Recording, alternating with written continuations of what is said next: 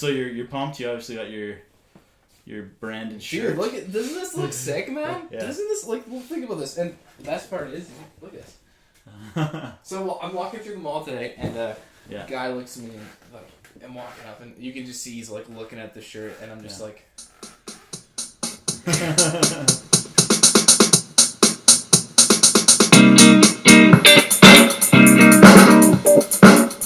Do you think that teachers, gurus, and strategists are all they're cracked up to be? So I think, the cool thing is now with Instagram, Facebook, YouTube, and everything, everything's online, right? Mm-hmm. So you can pretty much really tell if someone's full of shit. We can swear, right? Oh yeah. You can tell if someone's full of shit right off the bat, right? I went to a seminar a while back, and I remember this guy was up on stage, and he was talking about stock trading and stuff like that. He was talking about all this money you can make, and by pushing this one simple button, you would have made X amount of dollars. And the girl's like, no way. And she's not realizing what's going on, and I'm sitting there thinking to myself, oh my god, this guy is full of shit, right? Yeah. So the cool thing is with social media and everything nowadays that you can see if that person's being real, right? And so there's a lot of good coaches out there, right? Mm-hmm. There's a lot there's a guy that we had on the podcast. His name was Ryan Laniak. He's a great coach. He's a good business coach, and the reason why he's a good coach is because he's had the opportunity to work with high class individuals. Yeah. So he worked with a guy named Steve Siebold, which is the author of 177 Mental Toughness of the World Class. Right? And Steve has done seminars all around the world and everything. And I think Ryan worked with him for 10, 15 years. Oh, okay. Right? And so he has real world experience. Yes. Right? Yeah. Right? So is there a lot of coaches and stuff like that they're all cracked up to be? Yes, absolutely. You'd be ridiculous to think, well, go look online on social media, right? There's 23-year-old life coaches. What's the experience that you're bringing to the table at the end of the day, right? Right. So there's definitely those guys, and they're definitely out there just to make a quick buck.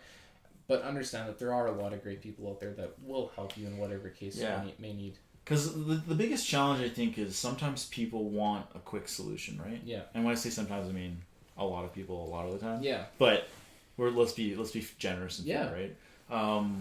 The challenge, of course, to those people is maybe you need to go through that experience to realize, hey, I was defrauded here, or hey, this person actually didn't know what they're talking about. But going back to, again, we talked about earlier about failure, maybe you need to go through that failure in order to actually learn a lesson, or maybe you have to take a chance and hope that this person is going to be able to teach you something that you don't know.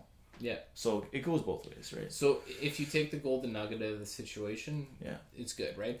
It's important to be self-critical and be willing to take that constructive feedback, right? Because if you were defrauded or if you were taken advantage of and you were never a customer aware of it for the matter, I mean, and you're not willing to acknowledge it afterwards, you're hurting your own self at the end of the day, right? Yeah. So you have to be able to sit down and look at yourself in the mirror and say to yourself, was this really as good as it's really meant to be?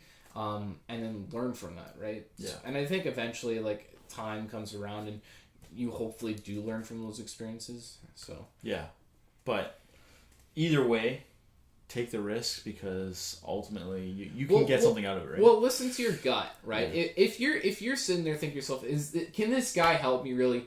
And if you feel that you're not 100% certain on it, don't invest huge amounts of money into it. Look into it, research things farther, right?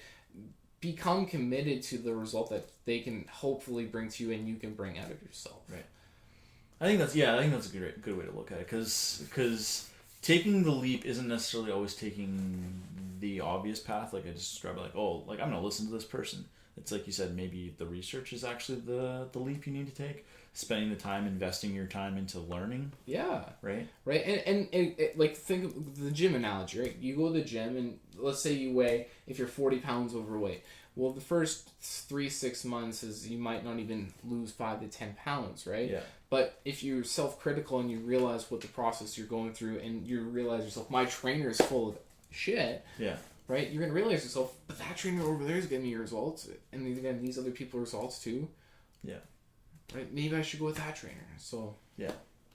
Makes sense. Just be conscious about who you listen to, right? Mm-hmm. That's why we on the podcast on Be Influence we talk about real entrepreneurs, real talks. It's about having genuine conversations like what we're having right now. Right. It's an authentic experience because there's no and I'll say this for the audience, like there's nothing here that we constructed. I mean, obviously we have a little bit of planning within the questions, but other than that, we're basically just talking, right? Yeah. Yeah. It's not like I'm reading off a teleprompter or anything like that by any means. Yeah, well, you can see because I got the equipment that shows like this is all just us mano a mano, right? That's what I came downstairs and then Ryan. I mean, you're writing like how you were gonna answer every question out on the walls, right? Yeah. Yeah. Exactly.